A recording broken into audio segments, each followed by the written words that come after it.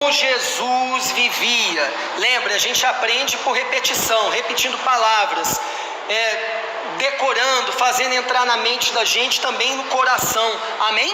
Então eu falo, vocês repetem bem alto.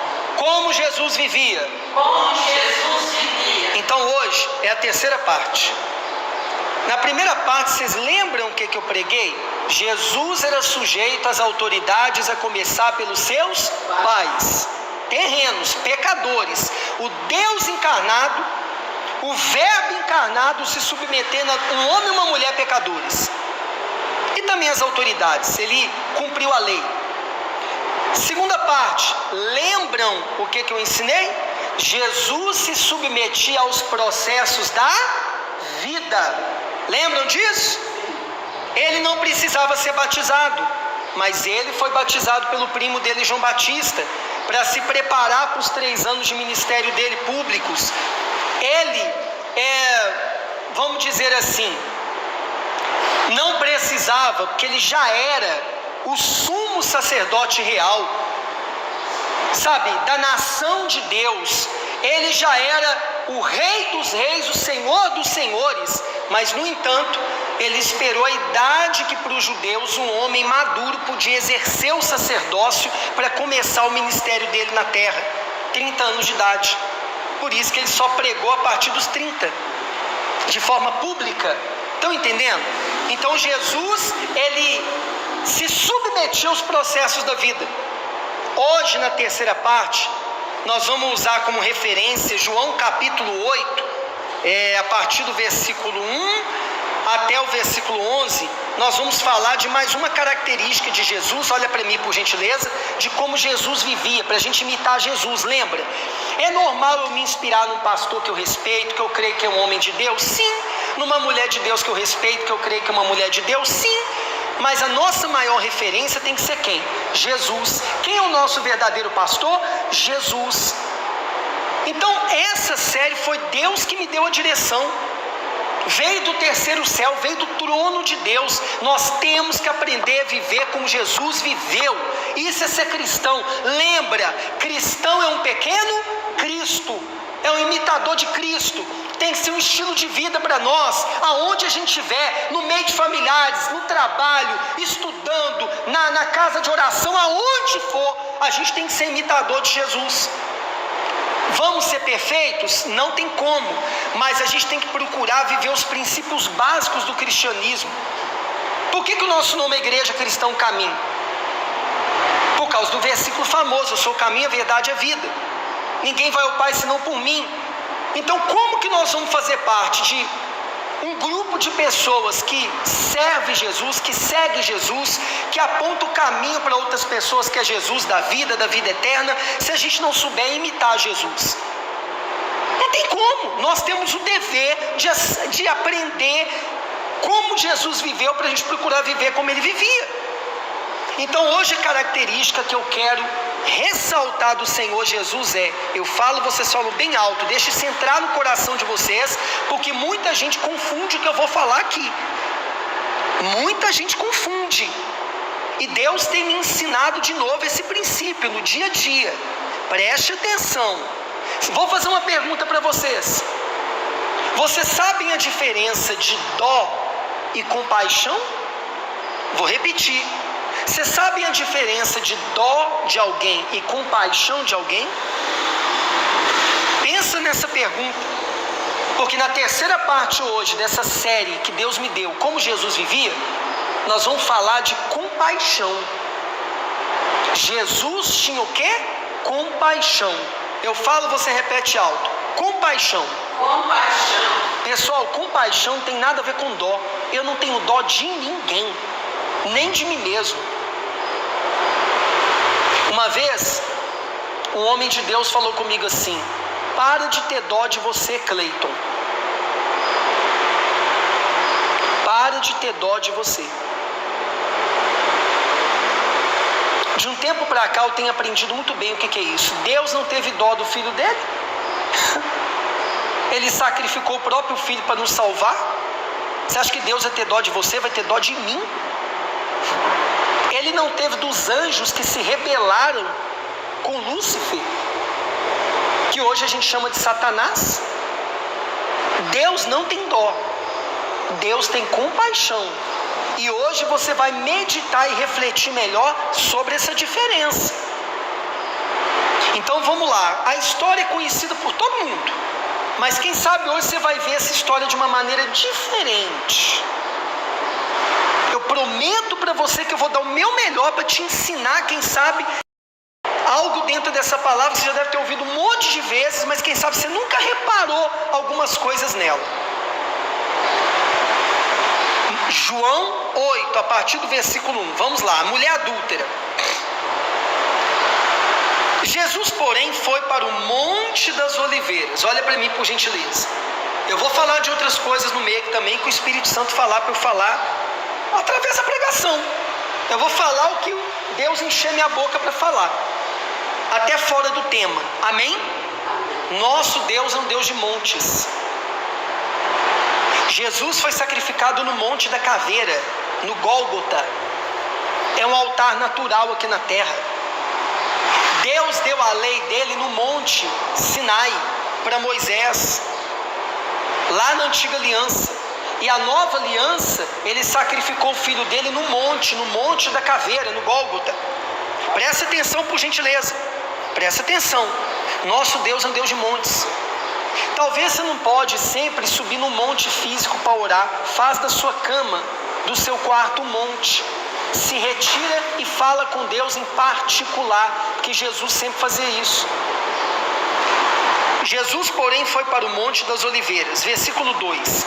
E pela manhã, quer dizer, eu imagino aqui, não está claro no texto, que ele orou de noite no monte, em particular, como ele sempre fazia, quem sabe até algumas horas na madrugada.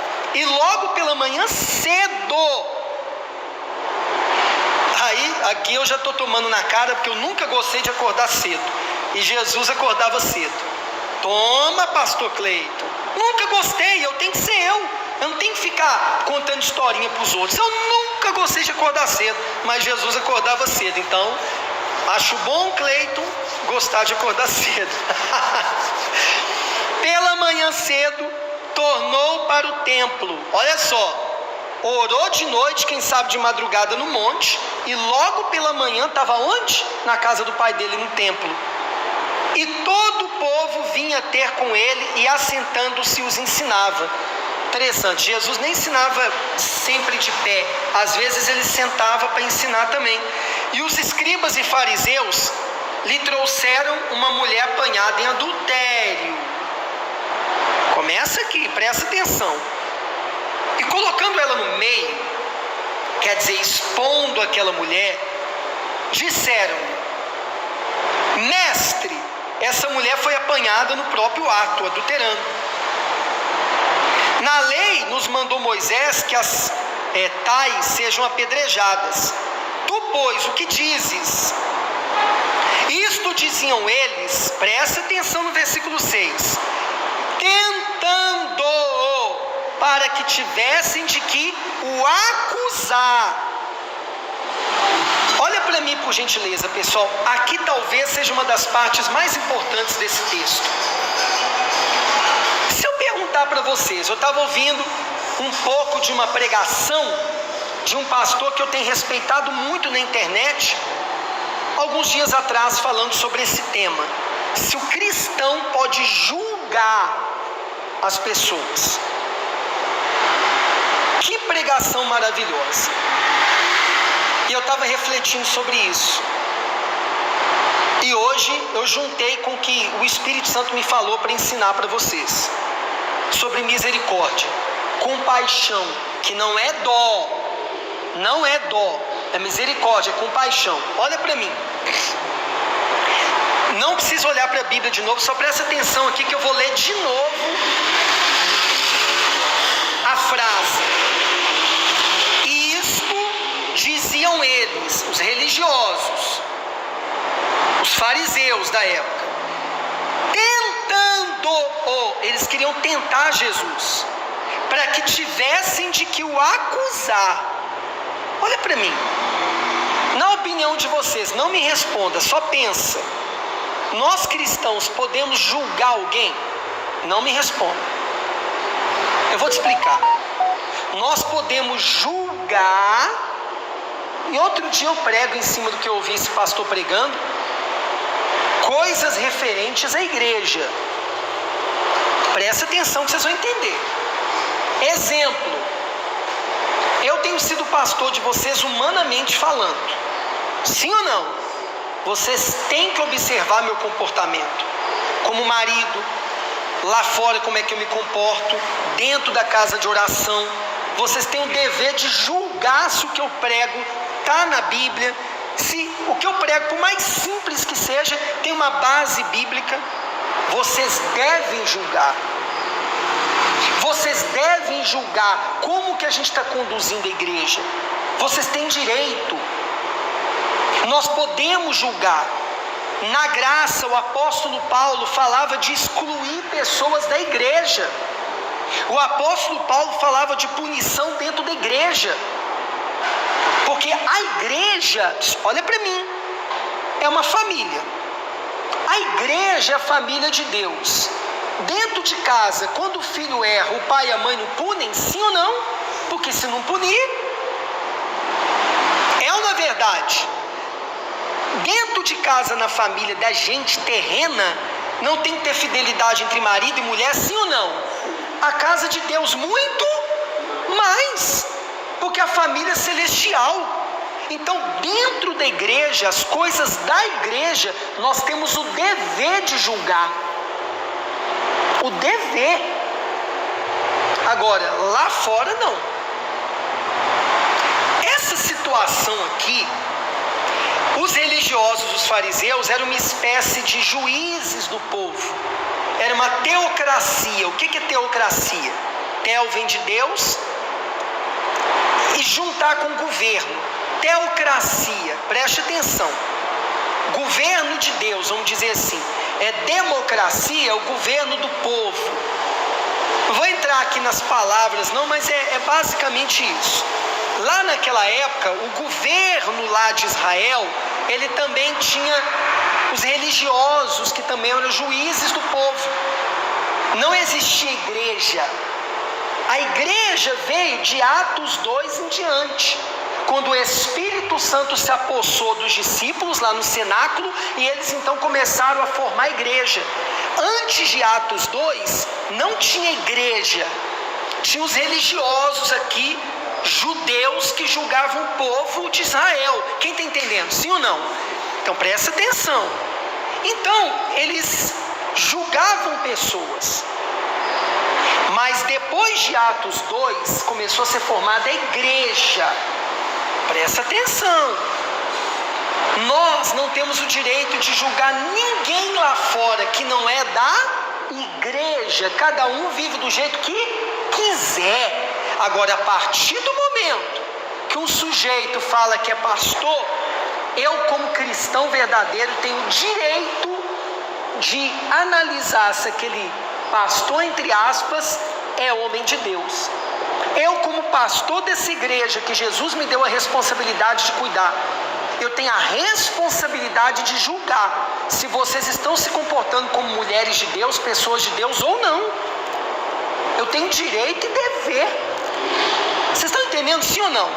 Só que essa mulher aqui, que foi pega em adultério, pecando, os religiosos trouxeram para Jesus, não para poder tratá-la, não para poder ajudá-la.